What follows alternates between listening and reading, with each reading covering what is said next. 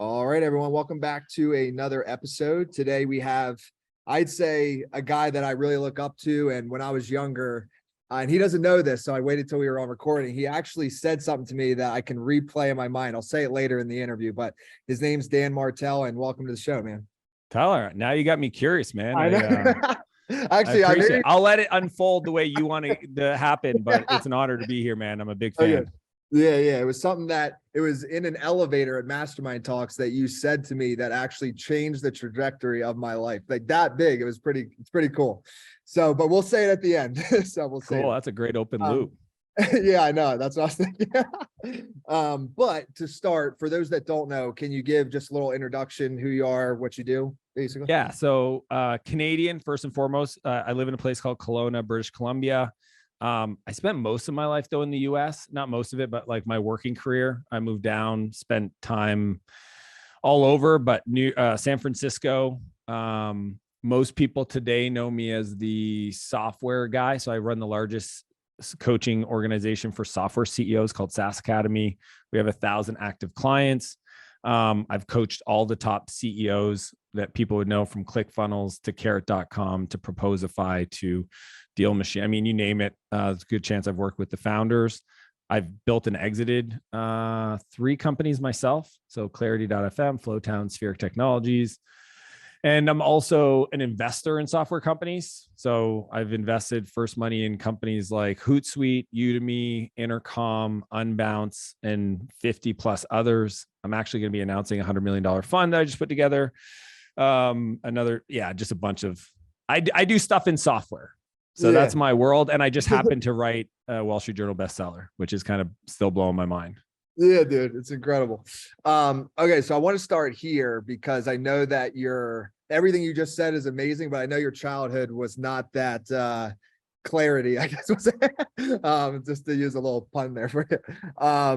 And you're the founder of Clarity too, for people that don't know, and you sold that business, right? I think you sold it. But so let's backtrack a little. Before all this, what was your childhood like? Because I was listening to your book and I've heard you speak at conferences, and I know it wasn't the easiest of childhoods, I guess you could say. Yeah, no, I mean, I grew up in a really challenging environment. I'm the second oldest of 4. My mom's struggled with addiction and alcoholism. My dad was in sales, so just traveling a lot to try to make ends meet with 4 kids. And I got diagnosed with ADHD when I was 11. And honestly, from that age onward, I always felt like there was something wrong with me. I was broke in some way. And when I was 13, I got taken out of my home just because of some of the anger issues I had in the environment I was in, got put into the foster care system. When I was 13, my parents got divorced. I got introduced to drugs, and then my life just spiraled out of control to a point where I had been in a prison twice by the time I was 17, and tried to take my life in a high-speed chase, where I had a handgun sitting next to me and told myself when I stole the car that I was going to pull the gun and let the police do their job, and ended up crashing the side of a house. And when I went for the gun, for whatever reason, it got stuck. And I woke up sober the next morning in a jail cell, kind of wondering what my life was going to look like. And I ended up, so I was 16 at the time, I believe. I ended up doing 6 months in adult prison due to the severity of my crime in Eastern Canada. Eventually got released to a rehab center called Portage, this incredible place that saved my life. It allowed me to rebuild my relationship with my family and heal a lot of trauma and wounds that had been built. And after a very long program, almost a year, I was helping Rick, the maintenance guy, clean out one of the cabins because it was built on an old church camp. And I found this old computer with a book on Java programming sitting next to it, and opened it up and followed the instructions, chapter 1, this yellow book. And I got the computer to say, "Hello world." That's so sick. It's kind of dumb because it turns out all computer books, that's the first thing they teach people how to do. And but for whatever reason, I kind of told myself a story of like, oh, maybe I'm like a undiscovered computer genius. It's so silly, things that I thought to myself then, but I just was never good at anything. And I just thought like, maybe I'm good at this. And I got out, this was 2008 1998, not 2008, 1998, 97, 98. And, I discovered this small little thing called the internet, and just perfect timing. So that's kind of, I got launched in writing software on my computer to quickly moving to web applications on the internet, and built a ton of companies in that space.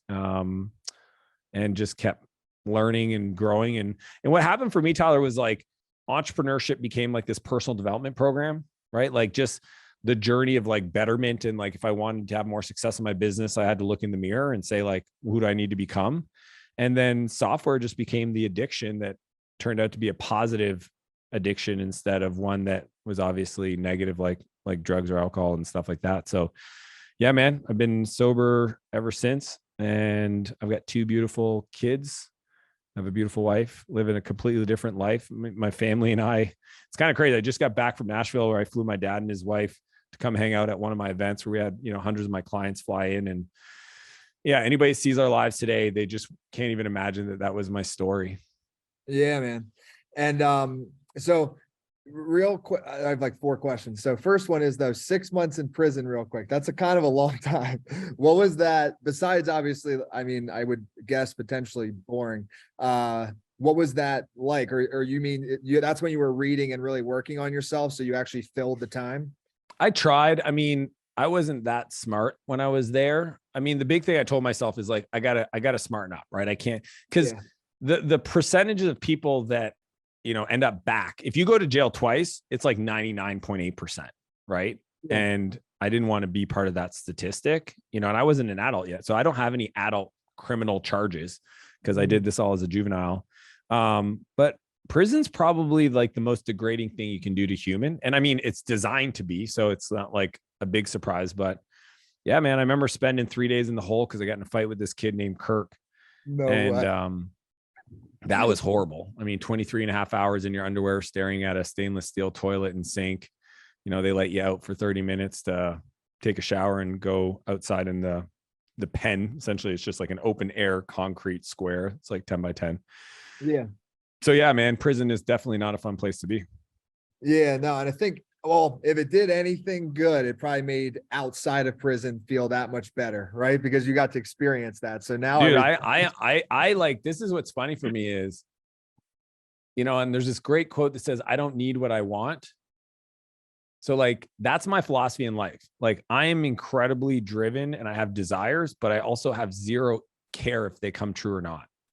Okay. Gotcha. Yeah. So I don't need what I want, meaning that I can want things, but I don't need them. I don't need any of that stuff to be happy. Like, I'm happy being free to walk in the woods because I've not had freedom. Yes, dude. That makes sense. So I got blessed. And I mean this, like, where I came from and who in the life I get, like, I just have so much gratitude, regardless of all the kind of like wealth that I've created. Because I just know what it's like to not have any of it. So in many ways, I'm super grateful that I went through what I did. There's Jason Gaynor, which we met at MMT, no pressure, no diamonds. He says this often, like, I'm who I am because I went through that, and I wouldn't change a thing. Zero. Yeah. I'm curious on your thought on this, because I've started to notice a trend. I've done about 2,000 of these interviews, and it seems that like some of the most successful entrepreneurs have like addiction tendencies, but they found a way to like gear it towards like business, like you did with like software. So I don't know, have you noticed that, or am I just drawing unfair conclusions? Well, I love that you brought it up, and I don't know if you're like queuing this up for me, but chapter 3 is the 5-time assassin. So this is my book, Buy Back Your Time, Wall Street Journal bestseller. We can unpack that for all the authors. Yeah. So 5-time assassins, I open it up by talking about some research around chaos, right? So what it turns out is that most entrepreneurs went through some difficulty between the ages of 9 to 13 years old. And the reason why is because they learned at a young age to deal with a disproportionate amount of uncertainty. Okay. So it turns out if you have the skill set of being able to deal with a large amount of uncertainty, that entrepreneurship fits you really well, because that's the name of the game, right? Paychecks aren't guaranteed. Customers aren't guaranteed. The future's not guaranteed. And for CEOs and founders, that's super normal. If anything, and that's what I talk about in the book, we create chaos when things are normal. So I call those hand grenades. And, as it pertains to your time and productivity, a lot of us create these time assassins that are self-imposed. They're not inflicted upon us. We inflict them upon ourselves and create emotional shrapnel around it. So 100%, most CEOs have gone through dyslexia, addiction, trauma, abuse, et cetera, at a young age, because it shaped them to be somebody who can deal with chaos, who can deal with uncertainty. Yeah, and I think it actually goes back to what you said, like you don't need what you want. Like I notice a lot of times with my businesses and stuff, like I have all these like macro goals that I'm like heading towards, but if I miss the micros on the way, I have zero. There's like 20 different things that are like partially done that are being juggled, but I am able to handle the stress of potentially some of them falling off or whatever, whereas I think most people they zero in, they can't handle one thing going off track, or they're just like most people can't handle getting cut off. The other day I was driving and I accidentally cut somebody off. I'm with my son, Noah, didn't mean to do it, right? Wasn't trying to be a dick or malicious. And the guy like road raged past me, honking, flipping me off, swearing at me. And I'm with my son, you know what I mean? Like, yeah. I'm not a 17-year-old kid in you know what I mean? And it was just fascinating to watch the lack of self-control that people have. And the reality of it is, you need to just learn to deal with higher quality problems, factors of 10 problems. Sometimes I've talked about this where, it's like $10 problem, $100 problems, $1,000 problems. Like some people, $1,000 cell phone bill will ruin their month. Yep. 100%. To me, I wouldn't, not that I'm trying to brag, but it wouldn't even make my register. It'd be like, burp, nothing, zero, right? I want to deal with like $10 million problems.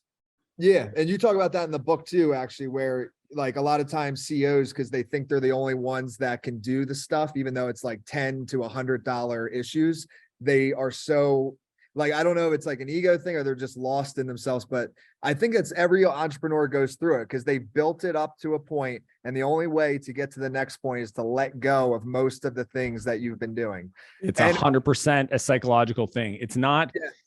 That's why, like, I spent so much time in the book just unpacking the mindset and the belief structures and the bad habits that I knew people, if I didn't attack them specifically and called them out, that they might do a few of these things and then just slide back to like kind of the norm.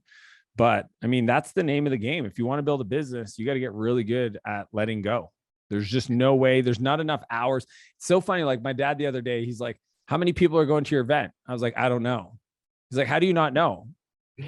Because I don't need to know. He's like, don't you care? I'm like, Dad, if you understood the things in my life in the grand scheme of like what I can remember and what I need to know, how many people show up to my event doesn't matter, right? The team has red, green, yellow. If it's less than this, they'd let me know. They didn't let me know. So I assume people are going to be there.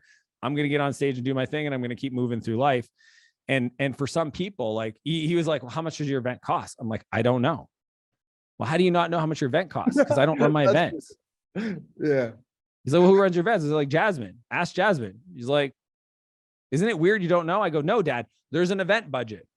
They stick to the budget. I only get called if there's an issue with the budget. If there's no issue with the budget, I don't, per event, we do so many events. Like I just know that there's a percentage of our revenue that's allocated to events. And it's just funny because, I could tell he was uncomfortable for me not knowing, but it had nothing to do with me. It had to do with him, his need of knowing. And he was worried about me not knowing. And I'm laughing because it doesn't change anything in my life. Yeah, no, for sure. That is actually, that's next level to not even know what the price of the event is. I love that. You got to build a structure so there's reporting so that you can do that. It's not an abdication of understanding your financials, but it's 100%. Being very clear of like what information actually is important to know at what frequency, because you can get drowned. Like think about I have like on my coaching company, I have about 60 people. Every day they're making 8, 9, 10 decisions. That's 600 decisions a day. Even if I wanted to be involved in that, there's not enough hours in the day for me to sit down with those people to be involved in those 600 decisions. So there's only one option, which is push decision-making down, create a structure for them to make good decisions, give them the data they need to make decisions that would be aligned with your ideas. Yeah. I mean, I cover it in the book, but a lot of this stuff is, if you've been doing it as long as I've been doing it for 25 plus years, I've scaled and exited companies. It's just like kind of what I do second nature. It's why I wanted to write this book, to just like give people a completely different approach to understanding the value of their time, understanding how to buy it back, how to work through people. And that's just part of the game. You got to just let go of control. Yeah, that's one of the things you say in the book too. And it was by necessity that I ended up actually realizing this. And it was interesting that it was the exact percentage too that you say is 80%. And what I'm getting at here is you're like, okay, so you can do everything correct, let's say 100%. But if you let go and you have a bunch of other people that are at an 80% accuracy, that's still better than zero. I'd say 80% done by somebody else is 100% freaking awesome. Yeah, that's what it is. Yes. And so the math though is just like, okay, if you get just 60 people at 80% is better than one person at 100%, obviously. Well, you wouldn't think about the revenue I can achieve at 60 people.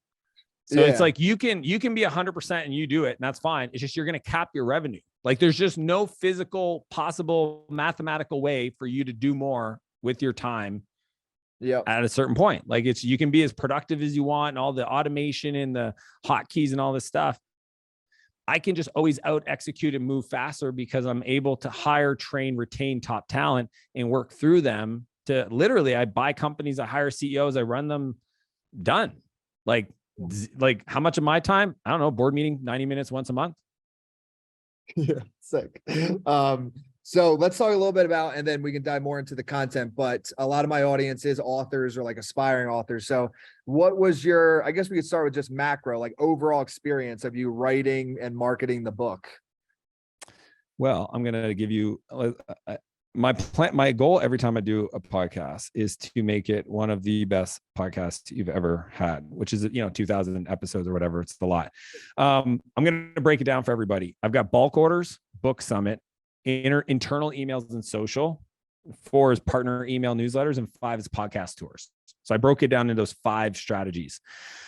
We'll start with the first question you asked, which is like writing the book. I had a very unique way to do my book. And the reason why is because I've been teaching this stuff for 15 years. Okay. So I teach, coach, and I record. I have a YouTube channel, 100,000 subscribers. I've been publishing every Monday for 7 years. I haven't missed a Monday. I publish a lot of stuff on the internet. I have a whole video team. So essentially the way we did it is once I worked with my writing partner, Paul. Once we outlined the whole book, then my video team went through all the outline and found all the videos and all the stories that pertain to those points. Right. So we have because I have an internal audio search for all my content. So I have an unfair advantage where most people I think would talk their book. I'd already talked it. I just needed to grab the video link and transcribe it. Got it. So my writing, outline, obviously pretty exhaustive. I did a book deal with Penguin. It was, I think, a $400,000 book deal, which is pretty significant. Didn't need the money. In hindsight, probably wouldn't do the deal again. Just being honest. Didn't matter. They didn't do as much as I thought they would do. I did all the heavy lifting anyway. And financially, I didn't need the money. But if you need the money, do a book deal. Great. It feels good being the pretty girl at the dance, ego wise. That's why I did the deal. And then I did a 3-week agile book writing process. So in the world of software, there's this like Scrum agile methodology. And I did a chapter every 3 weeks with my writing partner, Paul. And it was essentially like outline of the chapter, inputs to tweak it. And then 3 weeks, they would write for 2 weeks. And then on the 3rd week, we'd sit down, we would review that chapter and then design the next chapter and then 2 weeks of writing. So we essentially wrote and edited a chapter every 2 weeks. Okay. Gotcha. Yeah. Then, okay. So you actually were chapter by chapter writing and editing. So it wasn't like a full rough draft. Because no, in hindsight, I probably should have did that. Me and Paul talked about this because he has a process I didn't want to follow because I wanted to be close to the book. In my book, I actually teach this concept called the 10-80-10 rule. So essentially I was applying the 10-80-10 rule to the chapter writing because I wanted a book I was close to, right? Like it was very important to me as an artist, as a creative, that I was involved in every word was there and the ideas per the chapter and the stories I wanted to tell and the interviews and the research and all that stuff. In hindsight, now that I've worked with Paul and I have trust, I would let him write the first draft and then come back and we'd edit it, because we ended up doing 3 full edits. And I probably could have skipped one of those if I just let them do the full thing first. Got it. Okay, that makes sense. And then I saw too, so you hit Wall Street Journal bestseller. Yeah. Obviously a lot of number 2 bestseller, only because James Clear is a beast. Yeah. Dude, he is a beast, man. Dude, I sold like 5,000 or 6,000 copies first week, but he organically sells 23,000 every week and has for 4 years. So like he's number 1, I'm number 2, but technically, yeah, I could have been number 1. For sure. So what was the like strategy? Was there, I'm assuming there was some sort of strategy behind that. There really, it's kind of a weird thing. So what happened, Tyler, is like I wrote the book. I told my publisher, look, I'm gonna pre-sell 4,000 copies to my customers or audience, right? And I'm gonna do about 35 podcast interviews. Like I know the value of my time because I wrote a book teaching people this. Okay. Yeah. So like I asked them what would make them happy. I look at what the value of my time is, what would the input require on my time, and that was the equation. Okay. This is what changed about 2 months before pub date. So January 17th, let's call it mid-November. We put together a book launch team. And this is the first time outside of like 20 some people that we'd had the book read, but those 20 people knew me. So their feedback was like super supportive and positive. I kind of discounted it. I was like, these are people that are friends of mine. Like they're not going to give me critical feedback. But when we launched the book team, the launch team, I think we had about 150 people in it, and they started reading the digital version, and then they started posting the feedback. And I realized that the book was a lot. Look, I mean, honestly, I didn't know if I had a good book or not. Yeah. I don't know. You've written books. Like the more you read the book, the more I thought it sucked, which is a weird idea, but it's true. Yeah. And it wasn't until those people were reading it and then coming back in the Facebook group and just be like, holy crap, this is the best book I've ever read. This is the top 5 business book. And they were saying all these positive things that I then realized I can't waste this opportunity to put as much resources as I can behind it. And mid-November, I made the decision to bring in my buddy, Daniel Decker, who's awesome. Daniel came in and helped me put together the book summit. He helped me put together email copy. Like he became my book launch manager. And then I went on full blast with like sell Martell mode, right? Like that's what they call me when I get going. So I essentially pre-sold bulk orders, about 12,000 copies. So I went from 4,000 to 12,000 in literally it took me about 4 weeks. What was unique about my like book packages is I didn't sell any in-person keynotes because I knew, again, buyback time, what's my time worth? Well, flying to do a keynote to sell 300 books just makes 0 sense. I might as well just buy the books myself, right? Yeah. So I put together these different book bulk packages that I thought were like generous and valuable, but just didn't require me to travel. So like online masterclass, half day in-person VIP days here where I live, and a 2-day mastermind for like people that invested like significant to buy in bulk orders. And I use those packages to sell. I think there's like marketing packages and then sales packages, right? So anything that's I'd say over 50 copies, maybe 25 copies, that has to be sold. Everything below that can be marketed. Does that make sense? Yeah, for sure. Yeah. I worked with my buddy Clay Bear, who's a genius around this stuff. He's the one that kind of gave me some frameworks for like, don't put too many packages together, make them really useful. The bonuses were all aligned with the book content. So that was the bulk orders. And it was literally just sell by chat, texting and messaging on Facebook and Instagram. Everybody I ever met that I thought I could be value added, that I can call in the favor. So I like full on called in every favor and I left no rock unturned. Yeah. Like full on. So that was about 12,000 copies. The book summit, we put it together last minute, like 6 weeks before the launch date. We did it a week before pub week. Daniel ran the whole thing. We did a funnel where you had to buy a copy of the book to get a ticket to attend. Right. I think we ended up with about, I want to say, I'm guessing to the register, it might have been 300 or 400 people registered. So technically 300 or 400 books, but we had an upsell. So it was like, buy a book copy to go to this summit. And we had all these great speakers, Jeff Walker and Taylor Welsh, and just awesome people, Jasmine Starr, Ryan Levesque, Stu McLaren, like just amazing people that I personally turned to for advice.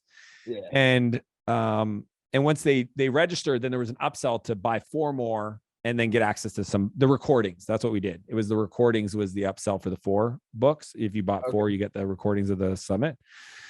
And then what happened was our Facebook ads didn't work. We thought we'd have about 3,000 people attend. I think we had about 900 when we went live, because we had a live page that people could just share publicly if they were attending. And we streamed it. It was about 4 or 5 hours, the summit. That was really valuable. And we sold 1,480 copies of my book at the summit with the marketing bulk orders. So on the right side of the page, you had the summit in the center. Right side, we'd have all these packages. And then the partner email, that was a fun one. My buddy Todd Herman, he wrote the Alter Ego Effect. He's one of my best friends. I remember the conversation with him. He's like, you got to get in people's newsletters. Like, Dan, podcasts are cool, but nothing will sell better than being in people's newsletters. And so essentially, like, once I get the bulk order sales done, like 2 months prior, the 3 weeks leading up to pub week, and even the first week and the second week, was me just then going back and asking, literally, this is my process. Do you have a newsletter? ? Yeah. Why? What's up? Any chance you might mention my new book in your newsletter? Yeah, I'd love to. Send me what you got. And I had a swipe file for copy and images. And I probably got into about 25 newsletters, pretty significant ones. And that probably sold another 3,000 copies of my book. Okay. So that was a big strategy. My internal email and social probably sold 1,500 copies, right? I felt like we hit our list pretty hard. But I mean, a lot of the book summit people came from my internal because our Facebook ads didn't work. We messed up our ads, didn't have enough time to execute them right. So lesson learned there. And then the podcast tour, I went from 35 I committed to, and I think today, as we talk, I'm at 76. So it went like full blower. And I would say that probably pushed or moved about 3,000 copies. So like right now, if you add all those numbers up, I think it works out not even there's been more organics, but I think I sold 21,000 copies of my book almost a month later. So yeah, that's pretty amazing. So it's definitely a multi-prong approach. It's not just one thing. But you did focus on, like, I think about, well, I mean, 90% of it was bulk orders. Bulk orders. Yeah, that's the key. Yeah. And then I think the book summit would have been a strong number 2. Yeah.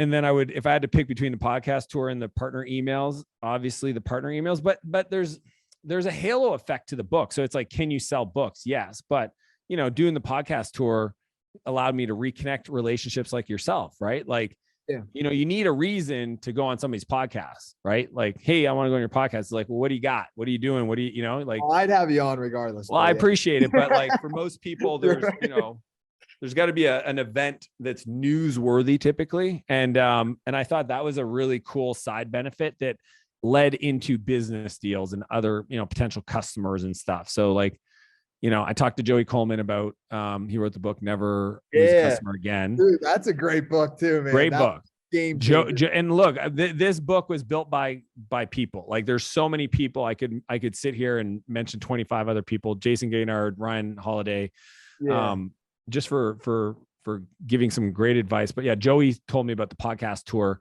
He told me he did like 150 podcasts stuff, right? Ben Greenfield told me about like the influencer drop. So we did about 150 books to influencers. And for the most part, they did share on social media, which is cool. But I did follow up. That was a big thing. So it took a lot of time because like I sent them, then I would like follow up on social, chat, text them. But that was at a high level, Tyler. That's how the book, and I worked with Daniel Decker to kind of figure out like how many books do we like, even though I get the bulk orders, we worked with a company called Book Highlight to like distribute the books so that they worked the way the book scan thing. So like, we tried to split them up over the 3 weeks to build some momentum for the New York Times. Unfortunately, my publisher ran out of books. They didn't print enough books. Oh my God. I've heard of that problem happening before, dude. Yeah. To say I was disappointed would be an understatement. Yeah, that's fun. So it's hard to be a best-selling author if you have no books to sell. So that's what I ran into. So we did our best. The team rallied. I was really proud of how they showed up. And then unfortunately, couldn't get it done. Got it.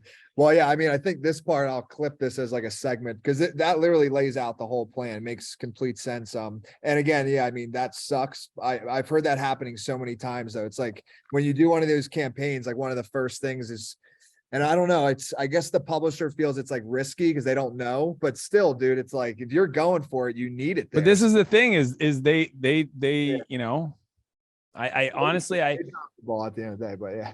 yeah, I'm just going to leave it at that. They know Yeah. I'm unhappy. My editor Noah is awesome. Yes, fair enough. Can't say can't say the same for the rest of the team. Gotcha, no worries.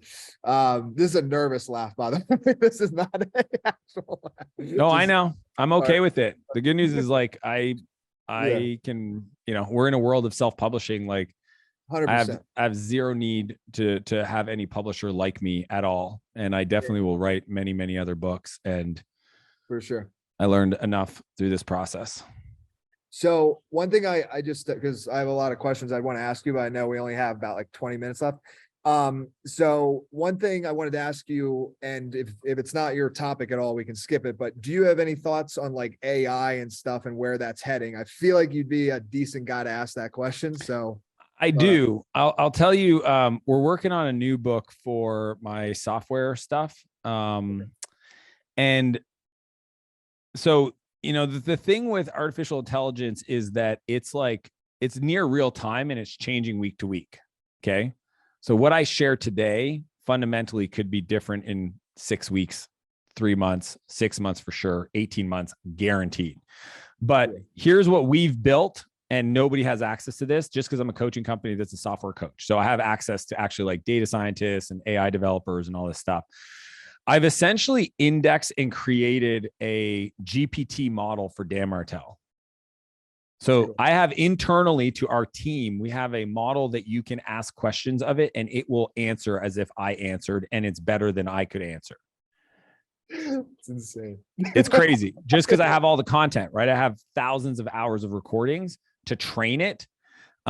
So what's cool is the book we write will be heavily influenced through GPT or the Dan Martell GPT model, but I don't think it'll get away from like the storytelling and the editing from a person, et cetera, et cetera. So I think like, if anything, the first draft will be a lot easier put together since we can just do an outline and have it write based on all my internal frameworks I've already created.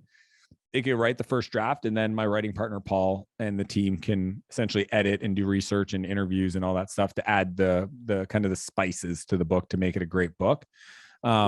I'm not convinced that a GPT AI today could write a best-selling book, but it definitely could in the future, especially if it could like pull stories and understand the nuances of, you know, like it could scan because I tried to do this when I decided to sit down and write the book. I reread the top 10 books that influenced my life: 7 Habits, Think and Grow Rich, Good to Great, etc. Right.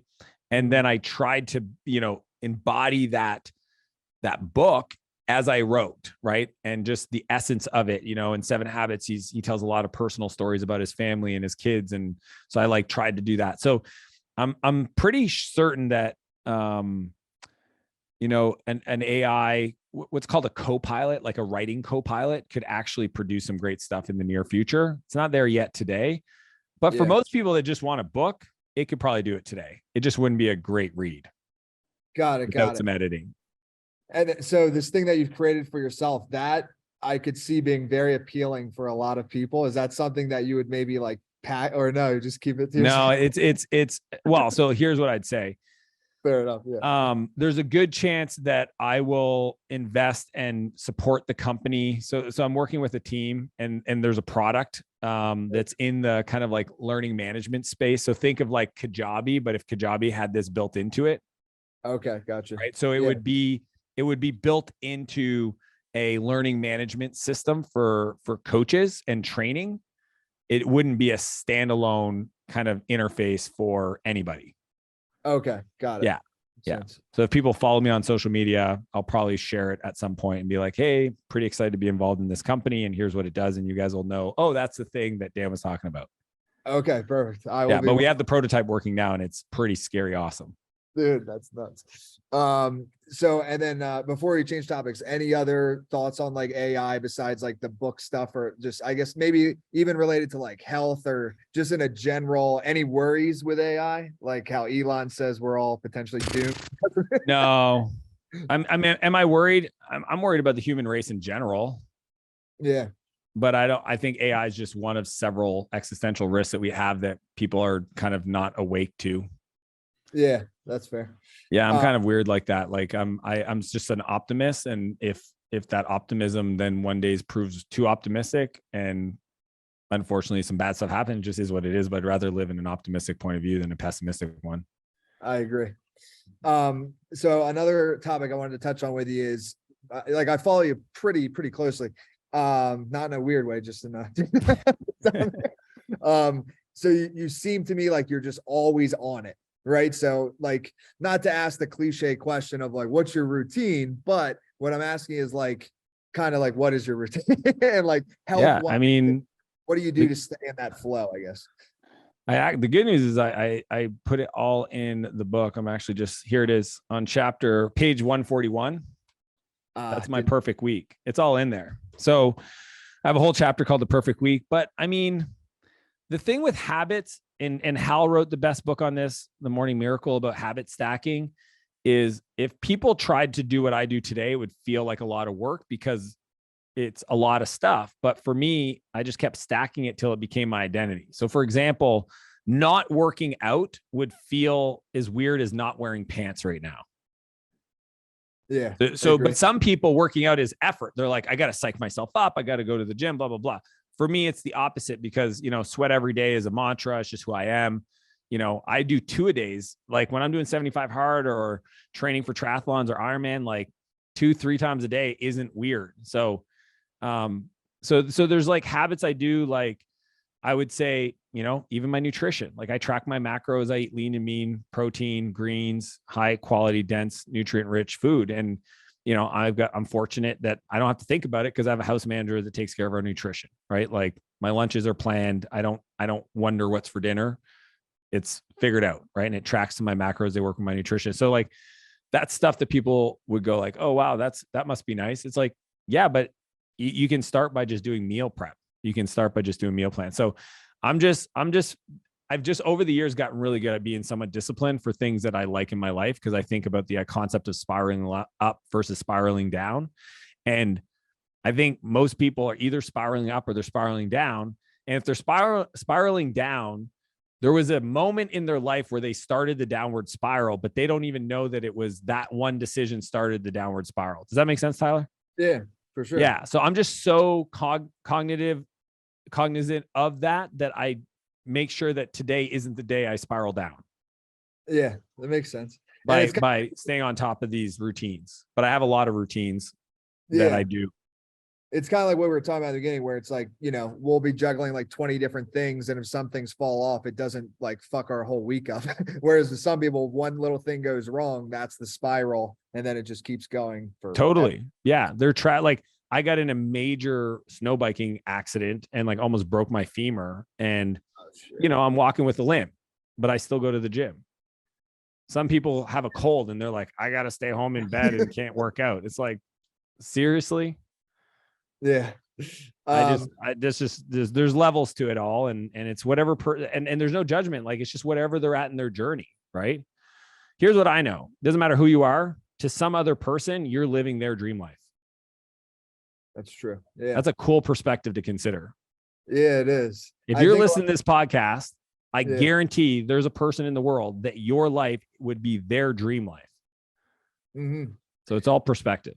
It is, because I think with like Instagram, especially, and stuff, like so many people focus on what they don't have, right? Because they're just seeing the highlights of most people's life. So instead of realizing what you said, like most people actually would love to have this life, they're focused on the few people that have a quote unquote better life, which is arguably not necessarily true. It just depends. And it's a weird comparison. It's like, I'm not them, they're not me. Why do we compare? Like, I get it's a part of our psychology and like how we navigate the world as humans, but in the grand scheme of things, if you think about it, like most people have demons So like you think they live a higher quality of life than you. And at the same time, they could be massively depressed on prescription medications, crying themselves to sleep at night, anxiety, cripple anxiety. They could have adrenal fatigue. You literally have no clue.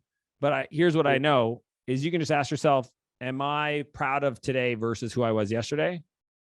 And that is a game you actually have control over. So like, that's when I have 2 boys, that's all we talk about. It's like, are you happy with how you showed up today compared to you from yesterday? Not against your brother, not against your classmates, not against your neighborhood friends, you against you from yesterday. That is the only game that's worth playing. Yeah, I agree. And that's actually why, and it's not hard to do, but I try to treat everybody just like, I try to leave any conversation better than it was before. Cause like you said, I think a lot of times, actually, I would like to say all the time, people have demons. Everybody does. And it's just, you have no idea. Something could look from the outside like something that's perfect. And then, like you said, behind the scenes, they're crying themselves to sleep every night. And I just think everybody has some depression here and there. Like there's down days. I mean, dude, so I coach like significant 8-9 figure CEOs. People will look at their life and wish they had it. And what's fun for me is I know for a fact if they had it, they would be completely crippled. yeah, Like most people want money. They actually don't know what to do with the money. Like it's so funny. People are like, oh, I wish I was a millionaire. It's like, no, you don't, because you don't know how to deal with your family's reaction to it. You don't know how to manage it. So you're going to lose it. You're going to get depressed because you're going to lose half of it right off the bat because you're going to waste it on something stupid. Like people think they want things, but if they actually could play this like game of, all right, let's simulate this. Let's give it to you, but you are still who you are. You are not ready for that level of success, because if you were, you'd have it in your life. Because you don't tells me you're not ready. So go get ready to be able to get it. The worst thing you could ever do. Dude, I was talking to a guy yesterday. Okay. He went from like poverty to 150 million. it's nice. Yes. And he'll also tell you for the last 2 years that he's been working with a therapist because he's had crippling, schizophrenic bouts of purpose in his life and identity. Oh, wow. Yeah. Doesn't know what to do with himself. Everything that was a normal human driver prior went away. And it was just too much change and too quick of a shot that it crippled his mind.